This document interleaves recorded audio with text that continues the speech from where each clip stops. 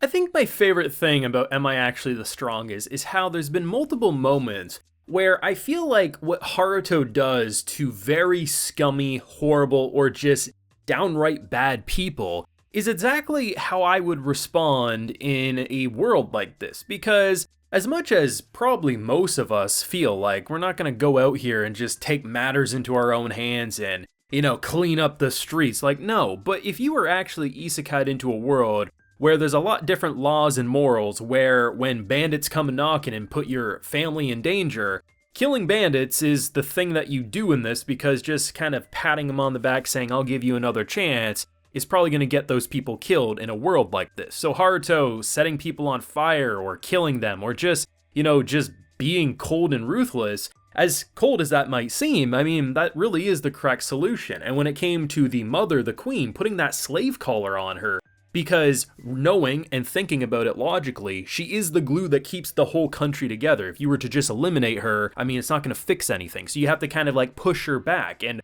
while yes, it clearly corrupted her, I mean, that is the right call to do. And yeah, there's bound to be some people online on their keyboard smashing away, being like, oh no, you're like the slave collar, it makes you pro-slavery. It's like, those people are idiots. We don't gotta acknowledge them, right? At the end of the day, he made the right call when it came to his shitty queen of a mother. But when it came to this episode, we had a sexual predator. We had a very scummy royal, look at me, I'm gonna rule everything, making a girl dance around naked for his own amusement. And what does he do? A very similar thing that he did with his mother. It's different, of course, but the idea that he pretty much has like this thing crushing his arm. And if he tries to use magic, if magic is used on him, it gets tighter and tighter, to the point that it would probably rip his arm off if he tried too much. And while yes, it pisses him off, it pushes back a character like that in a way that they deserve, rather than just simply saying, all right, we're just going to be cold and ruthless, cut heads off. No,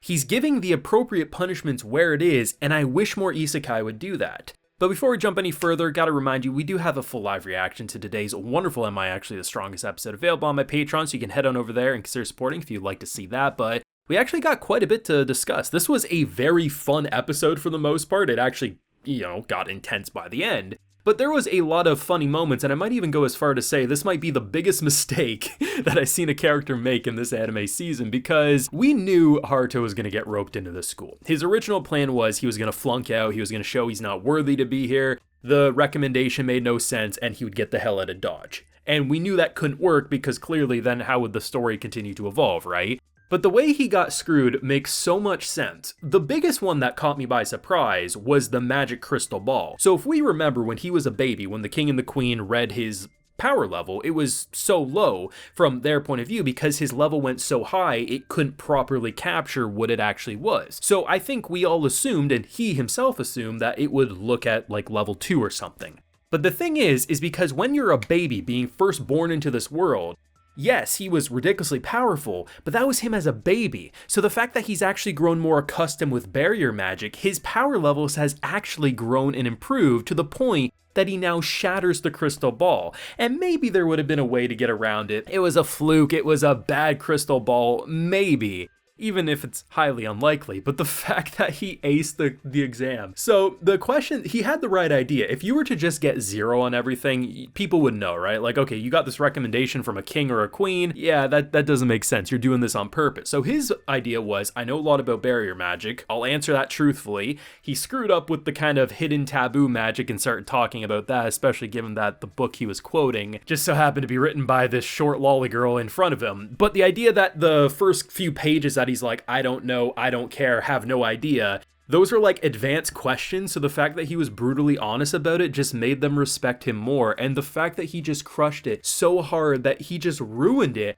I mean, that's bad enough. And then when you see the clone come back after, because yeah, sure, he's fine because he had the defensive barrier all over him, but seeing the showdown, the rodeo, and just how he's so out of it, man, like these two messed up hard. And even if clone Haruto and normal Haruto bicker and don't really like one another because it's like, why should I have to do it, you should do it, and vice versa, the fact remains that they are on the same wavelength because they are literally the same person. So they're both like, we'll get him next time, we'll figure this out, this isn't the end. And Honestly, it was a really funny moment for that, and just an episode in general because of that. But the best part had to be when this scumbag showed up. I mean, it looked like he was ready to do the dishes with his big yellow gloves on, and he just was marching like he owned the school. And the character who we got introduced to last episode, basically, you knew damn well, looking at this guy's face, that he was gonna do something with her chest or her body in general, and the idea that he's pretty much like, hey, you there, and then it comes this big old brawl, and he's trying to fake stomach pain, he's trying to say, ooh, ow, yeah, you really hurt me, but really, is pissing him off more and more, to the point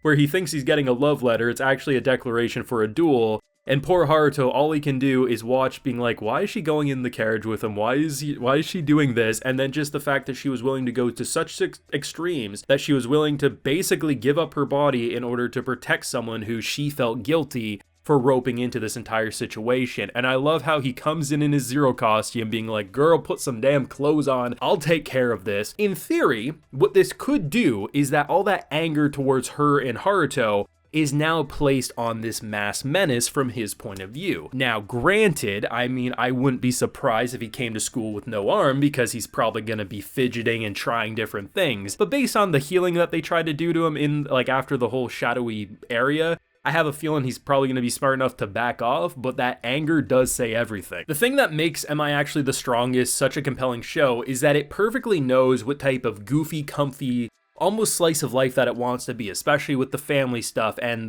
just the multitude of side characters that leave you smiling, if not laughing. But the thing that ties the show together, and the thing that makes it so it's more than just an okay watch of the season, but something I consider to be actually pretty fantastic, is how they handle the kind of political side of the story. While yes, it's not always in our face, but there's always something going on, whether with the queen, whether with who's going to be the future heir to the throne. And in this episode, it's what this scumbag is going to represent for the remaining future timeline when it comes to this school life, because he's already causing this much of a ruckus. We pretty much have a vice grip on his shoulder right now, and it looks bad. It's not even just like, oh, if he tries to do something, it hurts. It's literally pressing in on him. That is going to always hurt until it's removed. And it feels like very similar to the Queen situation. Things might look like they're okay at face value. We haven't heard from the Queen in 4 years. I guess it worked. We may not hear from him for a couple of months and it might look good, but that resentment is going to cause them to go crazier and crazier and eventually implode. But as it stands, his intense moments, whether burning bandits and thieves alive, to trapping your